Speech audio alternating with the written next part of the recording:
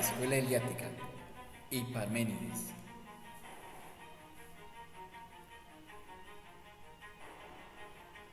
Parménides nació en Elea en la segunda mitad del siglo VI a.C.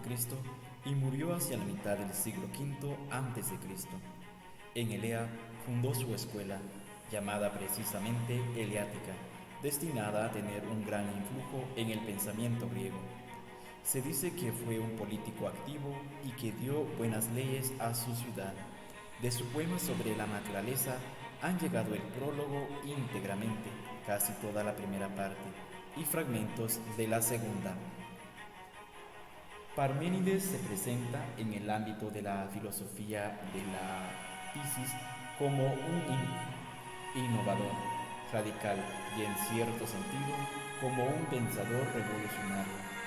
De hecho, con él la cosmología recibe una profunda y benéfica sacudida desde el punto de vista conceptual y se transforma en una ontología, teoría del ser. Parménides pone su doctrina en boca de una diosa que lo acoge benignamente. Se imagina que es conducido a la presencia de la diosa por un carro tirado por caballos veloces en compañía de las hijas del sol, quienes, llegándose antes a la puerta que da entrada a los senderos de la noche y del día, convencen a la justicia guardiana severa de que la abra y luego, trasponiendo el umbral fatal, lo guían hasta la meta. La diosa, que indudablemente simboliza a la verdad que se revela, indica tres vías: la de la verdad absoluta, la de las opiniones engañosas, finalmente la opinión probable. Recorramos estas vías acompañando a Parménides. La primera vía afirma que el ser es y no puede no ser, y que el no ser no existe, y con esto una serie de consecuencias. Ante todo, fuera del ser no existe nada, y entonces el pensamiento también es ser. En segundo lugar, el ser es no generado, porque de otra manera debería provenir del no ser, pero el no ser no existe. En tercer lugar, es incorruptible, porque de otra manera terminaría en el no ser. Además, no tiene pasado ni futuro, porque de otra manera, una vez pasado, no existiría más o estaría en espera de ser en el futuro y no existiría ahora. Es por lo tanto un eterno presente, es inmóvil, homogéneo, perfecto, uno, limitado. Por lo tanto, lo que los sentidos testimonian como en devenir y múltiple, y por lo mismo todo lo que ellos atestiguan es falso.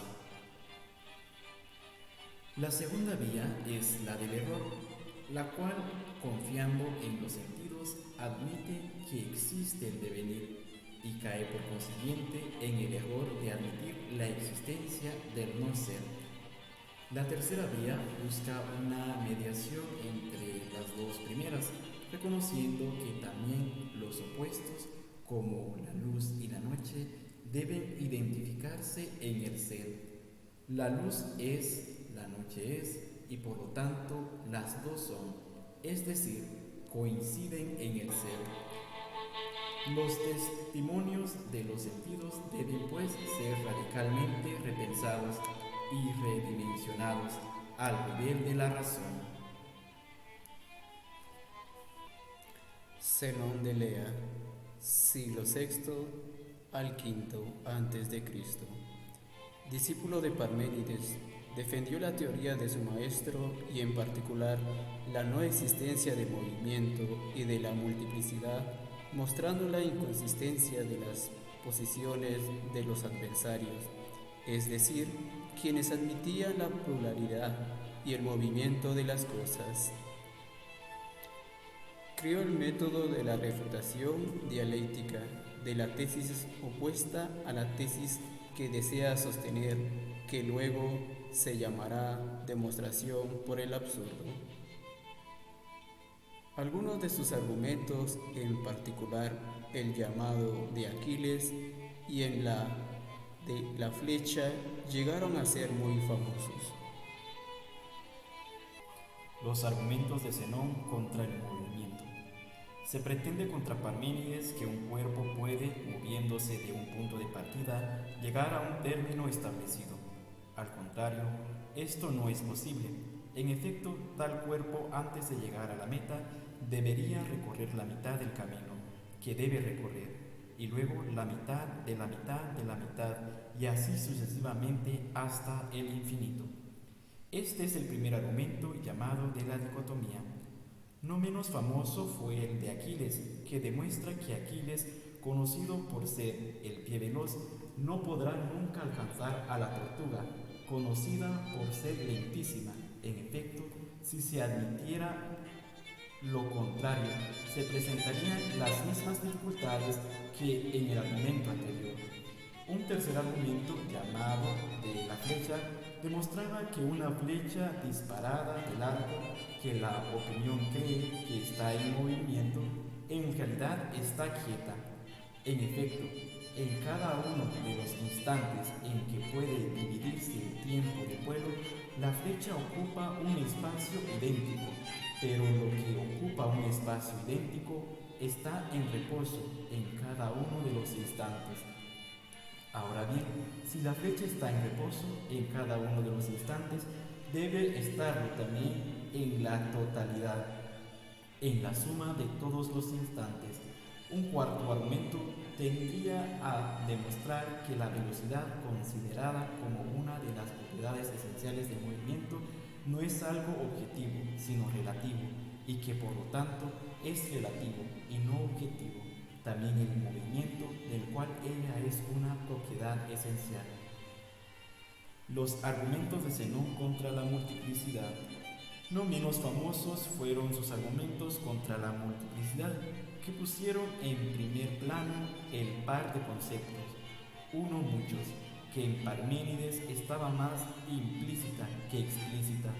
Para la mayor parte de los casos, estos argumentos tendían a demostrar que para que existiera la multiplicidad debería haber muchas unidades, dado que la multiplicidad es justamente una multiplicidad de unidades.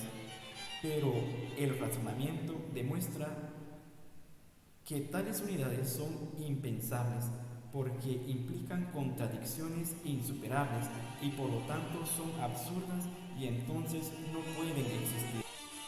Otro argumento interesante negaba la multiplicidad basándose en el comportamiento contradictorio, que tienen muchas cosas juntas en relación con cada una de ellas. Por ejemplo, muchos granos al caer hacen ruido, mientras que uno solo o parte de ellos no lo hace.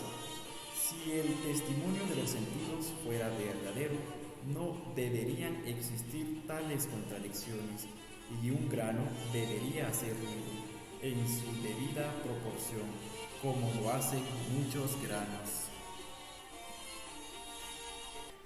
Así, el eleatismo termina con la afirmación de un ser eterno, infinito, uno, igual, inmutable, inmóvil, incorpóreo, y con la explícita y categórica negación del derecho del fenómeno a la pretensión de un reconocimiento verdadero. Pero es claro que solo un ser privilegiado, Dios, podría ser tal como el eleatismo lo exige, pero no todo ser. El gran problema que los eleatas dejaban a sus sucesores era este: se necesitaba reconocer a la razón sus razones, pero al mismo tiempo se reconocerán también las razones de la experiencia que atestigua lo contrario. En síntesis, se trataba de salvar el principio de Parménides, pero al igualmente de salvar junto con él también los fenómenos.